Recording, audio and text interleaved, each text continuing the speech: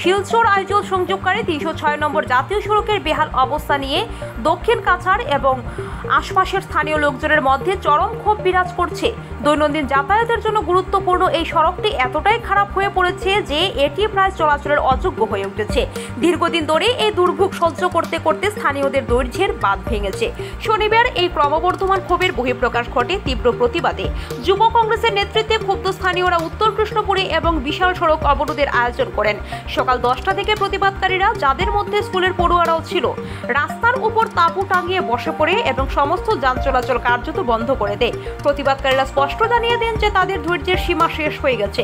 সড়কের অবস্থা কেবলমাত্র অসুবিধাজনক নয়, বিপজ্জনকও। তাই তারা প্রশাসনের কাছে অবিলম্বে পদক্ষেপ নেওয়ার দাবি জানান। টানা 3 ঘন্টা ধরে চলাচল এই অবরোধে সাধারণ মানুষ তাদের দাবি নিয়ে অটল থাকে। ৩০৬ নম্বর জাতীয় সড়কের পরিস্থিতি দীর্ঘদিন ধরেই অবনতি হচ্ছে এবং সংশ্লিষ্ট কর্তৃপক্ষের নিষ্ক্রিয়তা স্থানীয় জনগণের ক্ষোভকে আরও বাড়িয়ে দিয়েছে।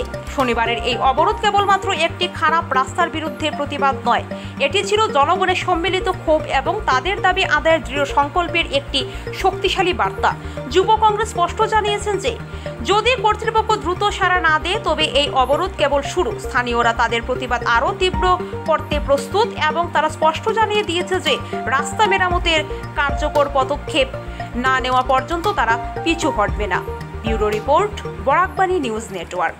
আজকে সোনাই বিধানসভা যুব কংগ্রেস তথা উত্তর কৃষ্ণপুর এলাকার এনজিও এবং যুব সমাজের উদ্যোগে উত্তর কৃষ্ণপুর আউলিয়া বাজারের যে রাস্তা, সেই রাস্তার পুনঃসংস্কারের দাবিতে আমরা উত্তর কৃষ্ণপুরের রাস্তায় আমরা ধর্মঘট এবং অবস্থান ধর্মঘট এবং প্রতিবাদী যে সভা, সেই সভার আজকে আয়োজন করেছিলাম। সেখানে NHIDCL এর বাস্তুগার এবং প্রশাসনের, পুলিশ প্রশাসনের তরফ থেকে এসে তারা আমাদেরকে আশ্বাস দিয়েছেন যে আজকে বিকাল 3টার পর এই রাস্তার পুনঃসংস্কার করবেন এবং যেখানে টিলা আছে সেটা কেটে এবং যেখানে গাঁথা আছে, বড় বড় গাঁথা আছে, সেখানে স্যান্ড গ্রেভেল ফেলে রাস্তাটাকে সমান করা হবে। সেই রাস্তাটা সমান করার পর যখন যদি বৃষ্টি হয়, আবার বৃষ্টির পরও তারা টেম্পোরারি সলিউশন করে দেবেন এবং এটা বর্তমানে টেন্ডার প্রসেসে আছে। টেকনিক্যাল বিড শেষ হয়ে গেছে, ফাইন্যান্সিয়াল বিড খুলবে। আগামী 15 দিনের মধ্যে কন্ট্রাক্টরকে কাজ অ্যালট করা হবে এবং কন্ট্রাক্টর কাজ ধরবে।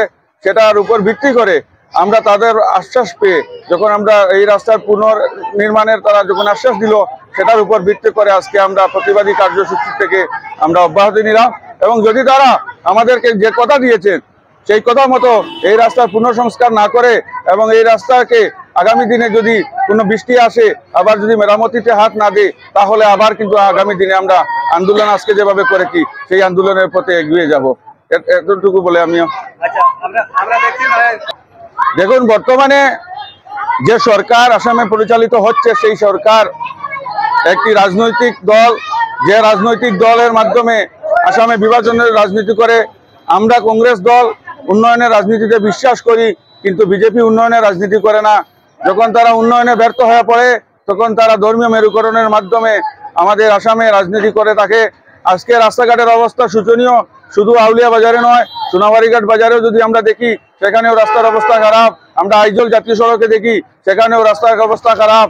আজকে সোনাই ব্রিজ থেকে পূর্বাঞ্চলের যদি আমরা যাই, সোনাই সমষ্টির ভিতরে, স্বাধীন বাজারের ভিতরে রাস্তার অবস্থা খারাপ। সেই সব রাস্তা খারাপ শুধুমাত্র স্থানীয় বিধায়কের যে ভূমিকা থাকার কথা ছিল, সেই বিধায়কের ভূমিকা না থাকার ফলে এবং ওনার ব্যর্থতার কারণে হয়েছে। এবং বর্তমান যে সরকার, সেই সরকারের সোনাই সমষ্টি তথা আমাদের বরাক এলাকার মানুষের, বরাকবাসীর প্রতি বঞ্চনার যে বহিঃপ্রকাশ। শুধুমাত্র নির্মাণ বা সংস্কার করা হয় না, তখনই এই ধরনের দুর্ঘটনা এবং এই ধরনের অপ্রীতিকর ঘটনা ঘটে থাকে এবং আমরা সেই অপ্রীতিকর ঘটনা এবং দুর্ঘটনার থেকে কিভাবে মানুষকে রক্ষা করা যায় সেটার উপর ভিত্তি করে আজকে আমরা আন্দোলন করেছি। যদি আগামী দিনে মহাসড়ক বা জাতীয় সড়কেও যদি এই ধরনের আরো আন্দোলনের প্রয়োজন হয়, যুব কংগ্রেসের নেতৃত্বে আমরা আন্দোলন করে যাব।